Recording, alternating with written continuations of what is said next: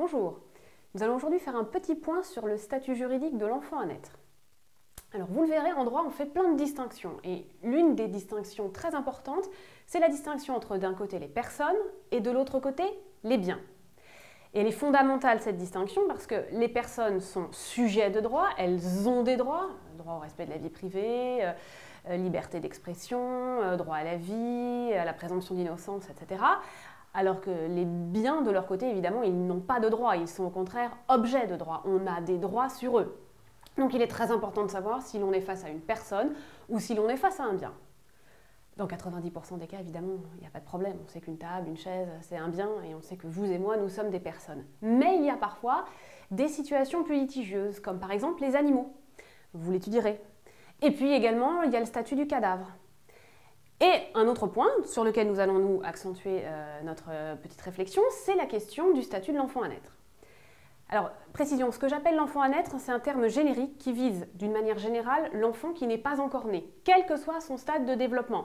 Ça peut être l'embryon ou ça peut être le fœtus. Donc, quel est le statut juridique de cet enfant à naître? Comment on le fait rentrer dans la case? Personne, bien. Quand on regarde en fait les textes, il n'y a pas de définition claire et précise du statut de l'enfant à naître, sinon on ne se poserait pas de questions. Mais la plupart des textes laissent quand même supposer que l'enfant à naître n'est pas arrangé parmi la catégorie des personnes. Prenons par exemple certains textes du Code civil, comme l'article 318, qui nous dit qu'il ne peut pas y avoir d'action relative à la filiation, comme par exemple une action en recherche de paternité, si l'enfant n'est pas né vivant et viable, donc pour l'enfant qui n'est pas encore né. De même, l'article 725, pour hériter, il faut être né vivant et viable au moment de l'ouverture de la succession. Prenons enfin l'article 906 du Code civil. Ce texte prévoit que les donations, les testaments n'ont d'effet que si la personne qui en est bénéficiaire est née vivante et viable. Autre catégorie de textes, les textes par exemple sur l'intervention volontaire de grossesse. Ces textes prévoient qu'on peut avorter, on va dire presque à sa discrétion, jusqu'à 12 semaines. Ensuite, l'avortement thérapeutique est possible, avec autorisation médicale. Mais à partir du moment où on considère que l'avortement est possible, c'est qu'on considère que l'enfant à naître n'est pas une personne. Sinon, l'avortement, c'est tout simplement un assassinat. Donc, les textes sur l'IVG prennent parti pour ne pas ranger l'enfant à naître dans la catégorie des personnes. La jurisprudence aussi, et notamment l'arrêt de principe rendu par l'Assemblée plénière le 9 juin 2001 sur la question de l'homicide involontaire. Peut-il y avoir un homicide involontaire sur un fœtus? Par exemple, à la suite d'un accident de la route, une femme enceinte perd son enfant. Est-ce qu'elle peut agir contre l'auteur de l'accident pour homicide involontaire? Eh bien non. La jurisprudence considère que l'enfant qui n'est pas encore né, vivant et viable, ne bénéficie pas du statut de personne et donc ne bénéficie pas de la protection pénale. Et à ce titre, la Cour européenne des droits de l'homme n'a pas condamné la position française. Dans un arrêt du 8 juillet 2004, elle ne dit pas que l'enfant à naître n'est pas une personne, mais elle laisse les États libres de choisir quand commence le début de la vie, à partir de quand on décide de faire entrer l'enfant à naître dans la catégorie des personnes ou pas. Les lois bioéthiques, du moins une partie d'entre elles, permettent de ne pas également classer l'enfant parmi la catégorie des personnes.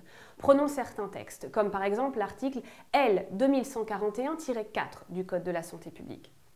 Ce texte prévoit que les embryons surnuméraires, c'est-à-dire ceux qui ont été fabriqués en vue d'une insémination artificielle, d'un transfert d'embryons, ces embryons surnuméraires, ce qu'il reste, on va demander au couple qui a fait fabriquer cet embryon s'il veut poursuivre son projet parental et s'il ne veut pas, et qu'il ne veut pas non plus que l'embryon soit donné à un autre couple, les embryons seront détruits.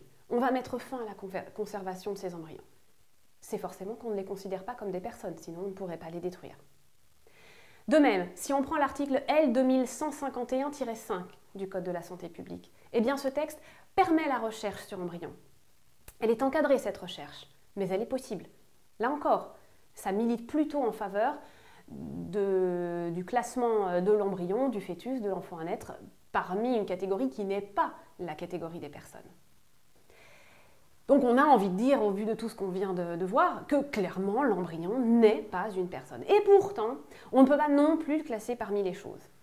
Il existe en effet différents textes, différents principes qui ne permettent pas de classer l'embryon, le fœtus parmi les choses. Prenons par exemple le fameux adage « Infans conceptus ». L'enfant simplement conçu est réputé né chaque fois qu'il y va de son intérêt. J'illustre ça par un exemple. On a une femme enceinte, mariée, et son mari décède. À ce stade, l'enfant n'est pas encore né, puisque la femme est enceinte. Donc l'enfant ne devrait pas pouvoir hériter, il n'est pas une personne. Mais, grâce à l'adage Infans conceptus, du fait de sa conception, il va pouvoir hériter. On va, à sa naissance bien sûr, on va anticiper sa personnalité juridique au moment de sa conception. Donc l'enfant simplement conçu peut bénéficier par anticipation d'un semblant de personnalité. De même, le Code de la santé publique dont je vous parlais tout à l'heure, certains aspects de ce Code de la santé publique plaident en faveur d'une reconnaissance de l'embryon comme une future personne. C'est par exemple le cas de l'article L 2141-6. Reprenons les embryons surnuméraires. Ces embryons, ils peuvent être proposés à l'accueil de couples stériles. Proposés à l'accueil, le terme accueil, c'est un terme qui s'applique aux personnes, c'est clairement pas un texte qu'on applique aux choses. On n'accueille pas une table ou une chaise, on accueille un enfant. C'est d'ailleurs le terme qui est utilisé dans l'adoption. De même, il faut qu'un juge permette cet accueil d'embryon. Et lorsque le juge permet cet accueil d'embryon, il va effectuer une sorte de petite enquête, il va vérifier que le couple remplit sur le plan familial, éducatif et psychologique des conditions favorables à l'accueil de cet enfant. C'est exactement les mêmes termes que ceux utilisés dans le cadre de l'adoption. Donc on voit bien que l'embryon il est traité comme un futur enfant et pas comme une simple chose. Et enfin, je vais terminer avec l'article 79-1 du Code civil. Cet article qui permet d'établir un acte de naissance d'enfant sans vie. Normalement, l'acte de naissance est réservé aux personnes, aux enfants nés vivants et viables. Eh bien, on permet d'établir un acte de naissance pour un enfant mort-né. Alors attention, on ne va pas lui donner un nom, on ne va pas lui donner une filiation. Néanmoins, il a quand même un semblant d'acte de naissance, il va avoir un prénom, ce sont des petits attributs de la personne. Jamais on ferait un acte de naissance pour une table ou pour une chaise. Donc on voit bien finalement que certains textes ne permettent clairement pas de classer l'enfant à naître parmi les choses. Conclusion, c'est pas complètement une personne, c'est pas complètement une chose. Eh bien, on va tout simplement conclure en disant que l'enfant à naître a un statut sui generis, sans genre. Il est inclassable. En tout cas, tel qu'est le droit aujourd'hui. Je vous remercie de m'avoir écouté.